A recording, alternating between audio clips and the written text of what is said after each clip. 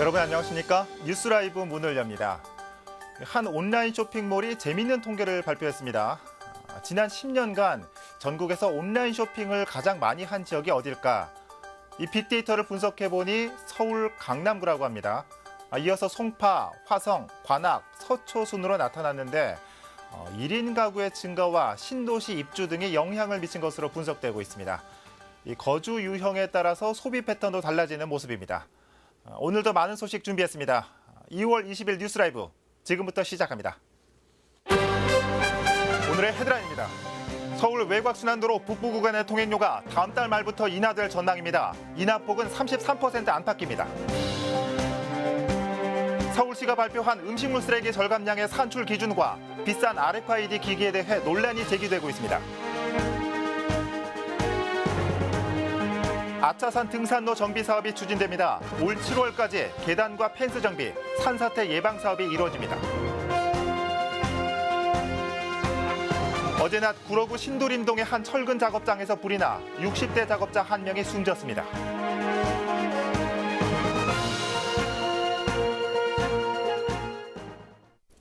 다음 달부터 서울 외곽순환고속도로 북부 구간의 통행료가 인하될 전망입니다. 인하되는 폭은 1,500원 선입니다. 개통된 지 11년 만입니다. 자세한 내용 전해드립니다. 일산부터 퇴계원까지 민자 구간인 서울 외곽순환고속도로의 통행료가 다음 달부터 내려갈 전망입니다. 4,800원인 현재 통행료가 약 30에서 35% 인하돼 3,100원에서 3,300원 선으로 책정됩니다. 국토교통부는 19일 다음 달 중순 예정된 기획재정부의 민간투자사업 심의위원회 심의를 통과하면 인하된 요금을 적용한다고 밝혔습니다. 킬로미터당 요금은 현재 132원에서 85원에서 90원 선으로 내려가는 겁니다. 지난 2007년 12월 전 구간이 개통된 서울 외곽순환고속도로는 개통부터 비싼 통행료 논란에 휩싸였습니다. 재정사업으로 건설된 남부 구간이 킬로미터당 50.2원인데 비해 민자 방식으로 조성된 북부 구간은 2.6배 비쌌기 때문입니다. 때문에 노원구와 고양시, 의정부 등 인접한 자치단체의 끊임없는 인하 요구가 이어졌습니다. 국토부는 정확한 인하 금액은 민간 투자 심의를 거쳐야 정해지고 인하 시기는 3월 말을 목표로 하고 있다고 밝혔습니다. 딜라이브 서울 경기 케이블 TV 박용입니다.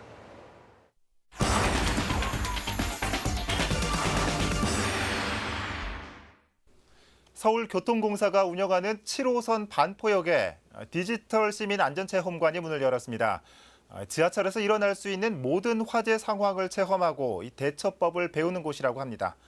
현장에 나가 있는 취재기자 연결해서 어떤 모습인지 살펴보겠습니다. 이재용 기자.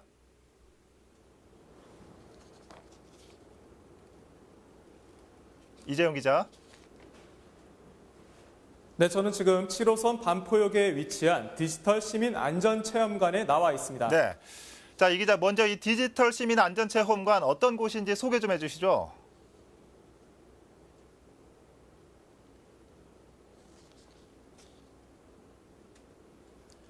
네, 디지털 안전체험관, 시민 안전체험관의 소개를 드리기에 앞서서요. 지난 2003년 2월 18일에 발생한 대구 지하철 화재 참사, 많은 분들이 기억하고 계실 겁니다. 무려 192명의 사망자가 나온 대형 참사로 지난 18일이 15주기였는데요.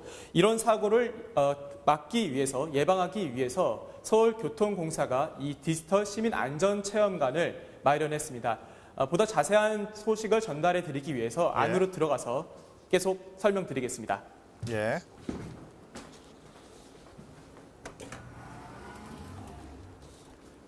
네, 일단 처음에 마련되어 있는 공간은요, 영상교육장입니다. 앞에 보시면 큰 스크린이 보이실 텐데 저 큰 화면을 통해서 기존에 이곳에서 배울 수 있는 교육 내용을 사전에 교육받는 겁니다. 이런 교육을 받는 공간이라고 보시면 되겠고요.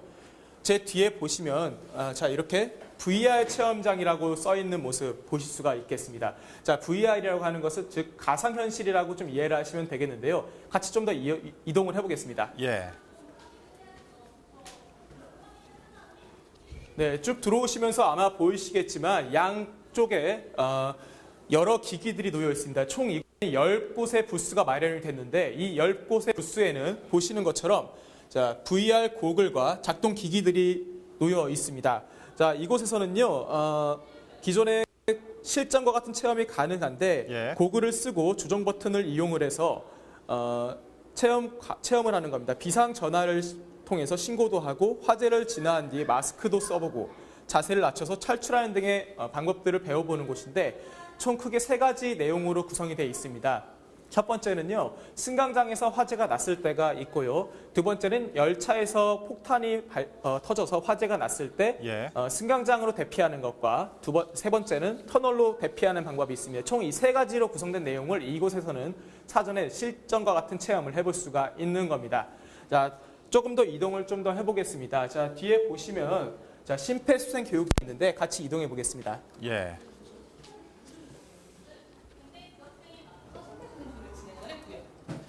네, 바로 이것이 바로 심폐소생술을 할 수 있는 시뮬레이터가 설치된 곳입니다. 지금 아래에 보시면요, 상반신 인체 모양의 애니가 놓여져 있는데요. 지금 체험을 하러 온 아이들이 가슴 압박을 실시하고 있습니다. 네, 힘차게 가슴 압박을 하고 있는데요. 그와 동시에 바로 앞면에 보시면요, 자, 화면에 변화가 나타나고 있습니다. 자, 네. 우측 3번을 화면을 보시면요. 3번 카메라를 보시면 전체 압박수와 그다음에 유효 압박수 그리고 실패 압박수 마지막으로 속도가 나오고 있습니다. 자, 보시면 아이들마다 각기 다른 속도를 보이고 있는데요. 중요한 것은 적정한 속도와 적정한 깊이를 지키는 것이 골든타임에 환자를 살릴 수 있는 중요한 심폐소생술의 중요도라고 할 수 있겠습니다. 기본이라고 할 수 있겠습니다.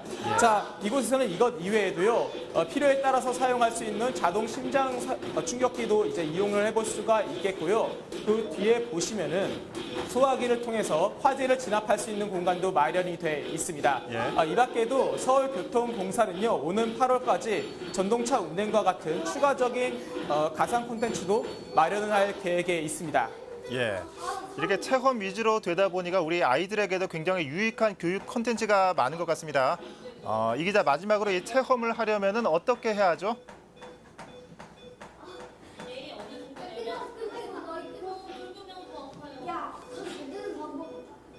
네, 많은 분들이 궁금하실 겁니다. 디지털 시민 안전체험관을 이용하기 위한 방법 지금부터 소개를 해드릴 텐데요. 예. 일단 서울교통공사가 운영하는 홈페이지에 들어가서 신청서를 작성하면 됩니다.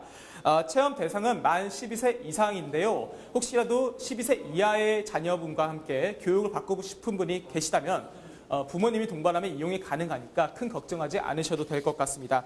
비용은 무료고요. 매주 화요일부터 주 6일간 운영이 됩니다. 시간은 오전 10시부터 오후 6시까지 이용이 가능하니까요. 원하는 시간대에 신청을 해서 자녀와 함께 안전한 체험을 하러 와보는 것도 좋을 것 같습니다. 지금까지 디지털 시민 안전체험관에서 소식 전해드렸습니다. 예.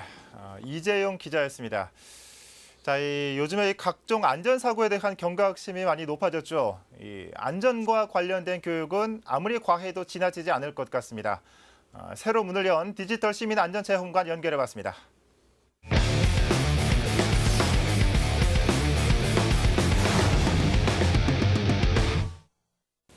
보도대로 속 정책이 잘 지켜지고 있는지 점검해보는 시간, 보도대로 팩트체크입니다. 서울시가 지난해 상반기 기준 음식물 쓰레기를 크게 줄여 100억 원의 처리 비용을 절감했다고 발표했는데요. RFID 종량기 보급과 생쓰레기 퇴비화 사업 덕을 톡톡히 봤다는 건데 서울시의 발표대로 음식물 쓰레기는 크게 줄었을까요? 보도대로 팩트체크에서 확인해보겠습니다.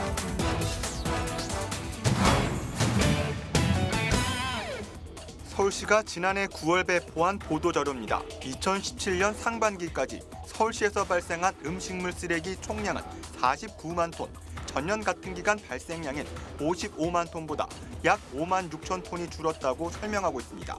공동주택 등의 가정계 쓰레기는 3만 4천 톤이 줄었고 다량 사업장은 2만 2천 톤이 줄었습니다. 하지만 일각에선 다량 사업장 발생량까지 포함시킨 건 문제라는 지적입니다. 서울시가 추진 중인 RFID 종량기 보급과 생쓰레기 자원화 사업 등은 모두 공동주택 등 가정계에만 해당된다는 것, 다량 배출 사업장의 경우 적용 대상이 아니라는 주장입니다.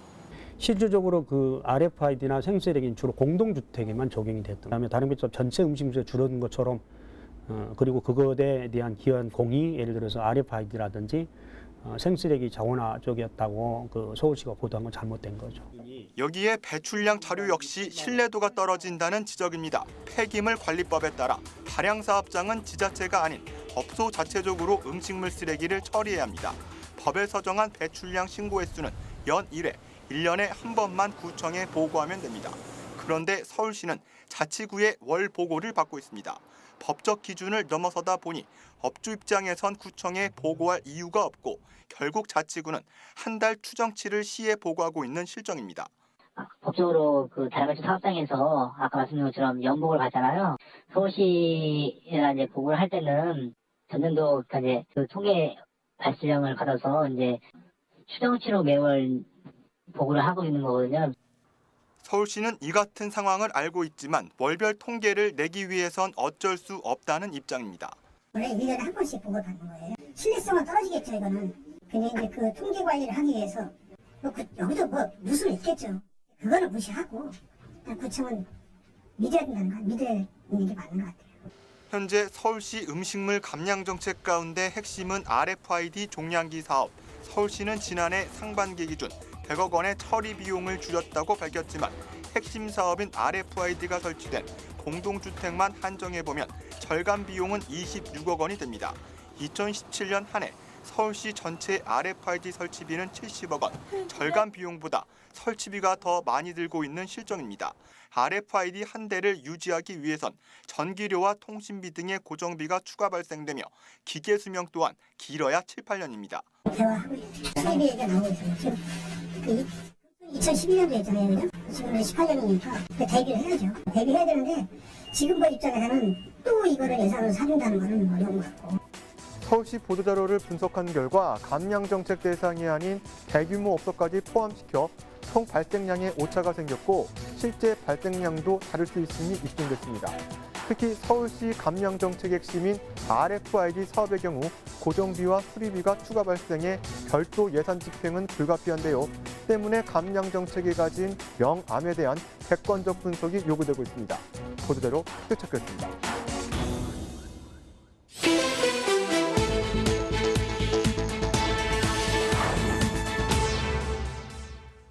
희뿌연 연기가 건물 주변을 가득 메웁니다.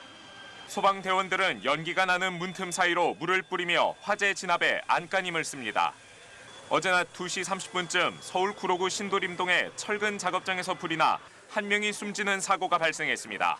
숨진 60대 문모 씨는 작업장에서 근무를 하다 화재 불길을 피하지 못해 변을 당한 것으로 알려졌습니다. 불은 작업장 안에 있던 프레스 기계와 절삭기 등 3,200만 원 상당의 작업 도구들을 태우고 1시간 만에 꺼졌습니다. 경찰과 소방당국은 공장 관계자가 작업 지침을 준수했는지 조사하고 있습니다. 어젯밤 10시 30분쯤 서울 종로구 안국동 사거리에서 택시 2대가 추돌하는 사고가 발생했습니다. 이 사고로 택시 운전자 60대 이모 씨와 50대 김모 씨, 40대 여성 승객이 허리와 발목 등을 다쳐 인근 병원으로 옮겨졌습니다. 사고를 당한 운전자와 승객은 생명에는 지장이 없는 것으로 알려졌습니다.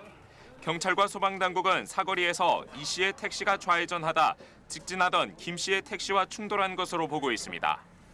어제 낮 12시쯤 서울 관악구의 한 아파트에서 전기 합선으로 추정되는 화재가 발생해 소방서 추산 1,200만 원의 재산 피해가 났습니다. 아파트에 있던 주민 수십여 명이 대피해 인명피해는 없었습니다. 경찰과 소방당국은 아파트 2층에서 거주하던 주민이 거실 콘센트에 꽂아두었던 헤어드라이기에서 불이 시작됐다는 진술을 확보하고 정확한 화재 원인을 조사하고 있습니다. 뉴스라이브 사건 사고였습니다.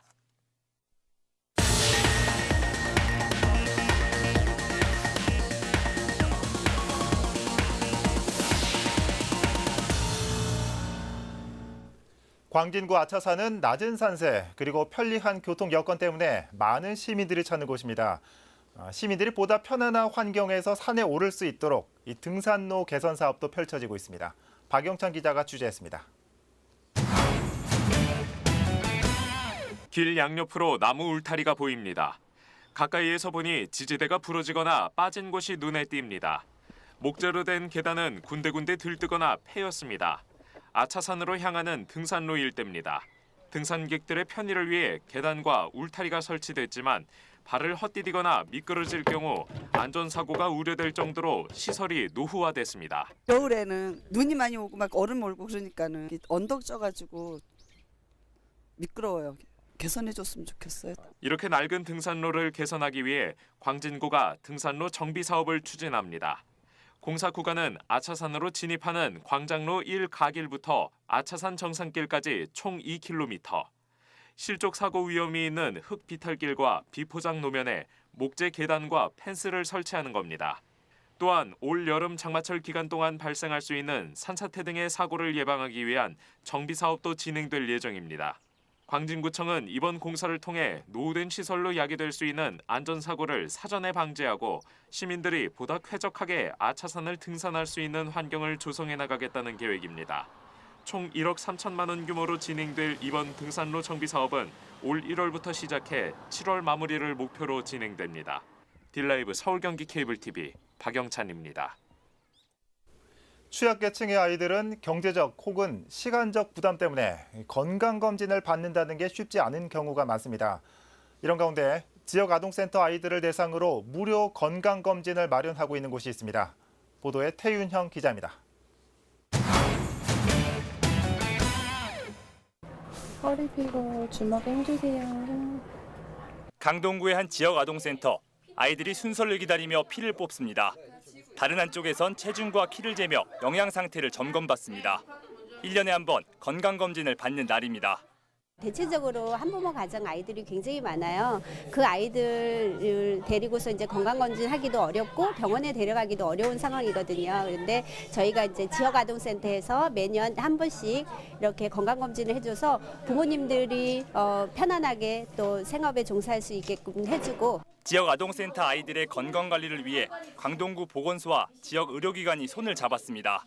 건강검진 의료기관이 사회공헌 사업의 일환으로 직접 검진에 나섰고 구 보건소는 검진 결과를 토대로 아동 비만 등 아이들의 건강 문제를 분석하는 형식입니다. 올해로 8년째 비만과 당뇨는 물론이고 신장질환 등을 예방하기 위해 혈당부터 혈압, 요충 검사까지 모두 37종의 검사가 진행됩니다. 자칫 좀 건강에 조금 소홀해질 수 있는 부분들을 이제 저희가 이런 혈액 검사나 이런 건강 검진을 통해서 저희가 건강을 좀 체크해주고 그런 데 도움을 주기 위해서 저희가 이 검사를 실시를 하게 되었는데요. 올해는 20개 지역 아동센터 560여 명을 대상으로 건강검진이 진행됩니다. 구 보건소는 검진 결과를 바탕으로 아이들의 발육 상태를 점검해 다양한 프로그램을 진행할 계획입니다. 아이들이 체중 변화나 아니면 고위험군에 있는 아동들에 대해서 집중 관리를 할 수 있는 데이터베이스를 강동구에서 확보를 할 수 있는 좋은 계기가 되었고 강동구와 지역 의료기관은 오는 4월 검진 결과를 토대로 건강위험군 아동들에 대해 별도의 건강 상담을 진행한다는 계획입니다. 딜라이브 서울경기 케이블TV 태윤영입니다. 화재 감지 장치가 설치되지 않은 오래된 단독과 다세대 주택에 단독형 경보형 감지기 설치가 의무화됐습니다. 하지만 단속 규정이 없다 보니 보급률은 여전히 저조한 실정입니다. 설치 대상인 분들의 관심이 필요해 보입니다. 엄정규 기자입니다. 최근 3년간 서울에서 발생한 화재로 인한 사망자는 총 104명.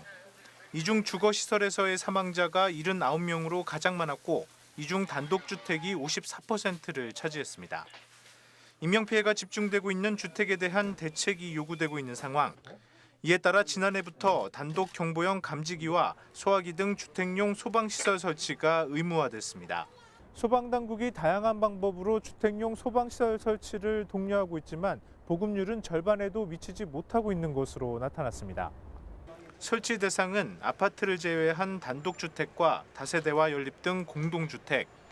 최근 소방당국이 조사한 보급률을 보면 전국 41%, 서울시는 37%에 불과합니다. 관련 규정이 없어 설치하지 않은 가정에 대한 단속도 어려운 상황. 화재 피해를 줄이기 위한 자발적 설치가 중요한 이유입니다. 제천 화재라든지 밀양 화재라든지 이런 상황에서 봤을 때 초기에 진화가 빨리 되면은 아무래도 그 화재 확산이 늦기 때문에 인명 피해가 적을 것으로 생각됩니다. 혹시 모를 화재에서 인명피해를 줄일 수 있는 단독형 감지기와 소화기는 인터넷과 대형마트 등에서 구입해 설치할 수 있습니다. 딜라이브 서울 경기 케이블 TV 엄중규입니다. 서울시가 올해 청년수당 수혜자를 2,000명 확대합니다.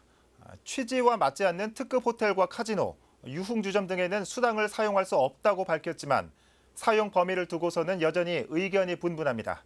달라지는 청년수당을 자세히 살펴보겠습니다. 서울시가 19일 청년수당 대상자를 지난해 대비 2,000명 늘린다고 발표했습니다.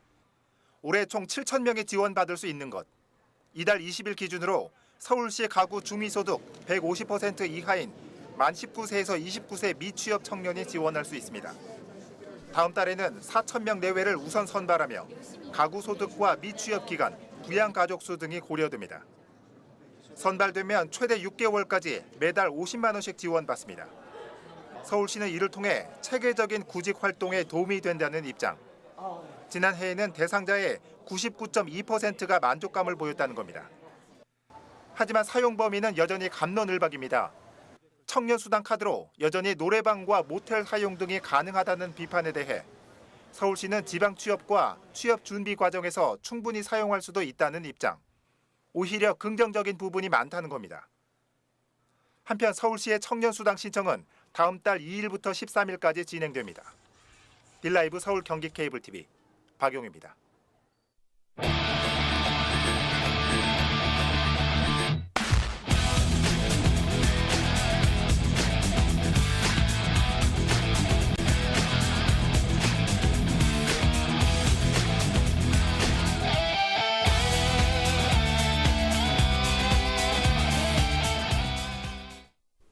어르신 친화거리로 조성됐던 종로의 한 거리가 사실상 운영이 중단됐다고 합니다.